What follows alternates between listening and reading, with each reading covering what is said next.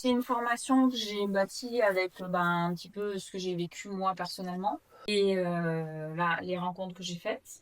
Elle démarre par un sujet, optimiser son temps.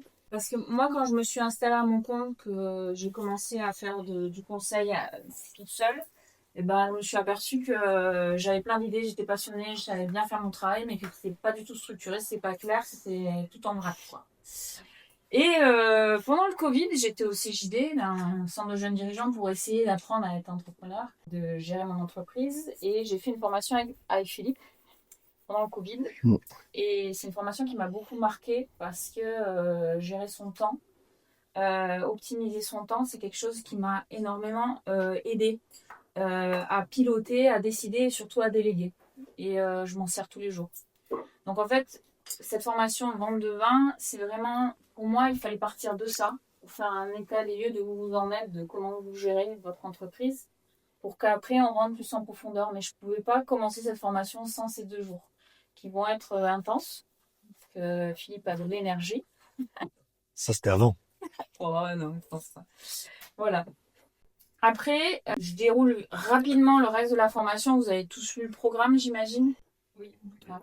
Donc après, il y a le volet humain. Donc c'est le deuxième pilier pour moi, c'est vraiment d'apprendre à vous connaître, d'être vraiment au courant de comment vous fonctionnez parce que votre stratégie elle va être basée aussi sur qui vous êtes parce que vous vendez vous en fait, vous vendez l'image soit du domaine, soit de votre personnalité, mais c'est non seulement de caler une communication qui vous ressemble, mais aussi d'arrêter de vous épuiser avec des fonctionnements qui ne vont pas du tout. Et c'est là où j'ai introduit quelque chose une méthode que j'applique et que j'utilise, qui est le design humain. Ensuite, on va passer au module 3 où là, on va travailler le client, l'avatar client émotionnel. Je l'appelle émotionnel parce que à qui vous voulez vendre. C'est-à-dire que je vous entends souvent, enfin, je ne vais pas faire de généralité, mais les clients qui viennent à moi, ils me disent, moi, je veux plaire à tout le monde, je veux vendre à tout le monde.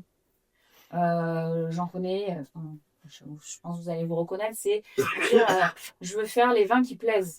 Mais en fait, pour être vraiment capter votre cible idéale, c'est-à-dire la personne qui va vous aimer, vous, vos valeurs, ce que vous faites, qui va recommander du vin et qui ne va pas faire un one-shot, c'est votre client idéal. Donc on va l'écrire, on va l'imaginer.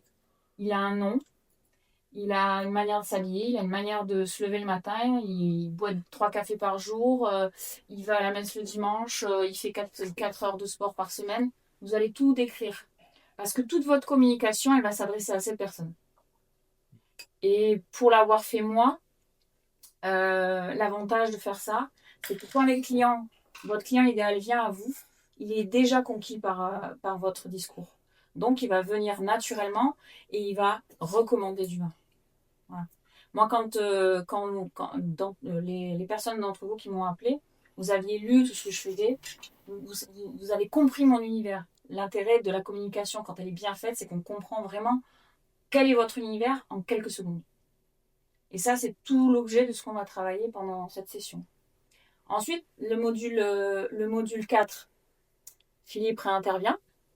Donc, on va parler de leadership, c'est-à-dire amener quelle est votre vision de votre domaine, comment prendre les rênes de votre domaine. Donc, ça va être beaucoup du travail c'est vous qui allez travailler en fait. Je dis Oui. pas tout, je spoil pas. Hein. Non, non. Voilà. Parce que j'ai prévu de rien faire, donc. Voilà. Donc, ça va être très intense pour vous parce qu'on va vous mettre en situation. Donc, ça va être. Parce que le but, c'est que vous le viviez, c'est pas que dans la tête. Et après, module 5, on va passer à la stratégie commerciale. Et c'est là où je vous ai demandé vos fichiers Excel, le fameux fichier Excel, où il y en a quelques-uns qui ne m'ont pas encore envoyé. C'est pas pour analyser vos chiffres de haut en bas, c'est juste pour vous donner une idée de là où vous en êtes en termes de vente, ce qui marche pas, les canaux que vous utilisez déjà, à combien ça vous rapporte, là où vous perdez de l'argent. C'est-à-dire qu'avec vos charges, on va calculer un petit peu votre point mort et là où vous allez pouvoir gagner de l'argent. Et donc, ça va nous aider à bâtir des objectifs très précis sur votre stratégie commerciale. Si on découvre, par exemple, que vous avez un canot, vous y passez 3 quarts du temps et ça vous rapporte que dalle, ou voire pas grand-chose, on reverra cette stratégie. Moi, c'était pour vous amener un regard un peu extérieur parce que je sais que vous n'avez pas forcément le temps de faire ce travail. Donc moi, c'est énormément d'heures de travail en interne pour mouliner tous ces chiffres, mais c'est pour vous restituer quelque chose d'assez simple, assez lisible pour que vous puissiez l'utiliser après. Ok. Et après le module 5, on va passer à tout ce qui est communication. Là, je vais vous enseigner tout ce que moi j'ai appris sur la communication. Bâtir une communication qui est vraiment alignée avec qui vous êtes.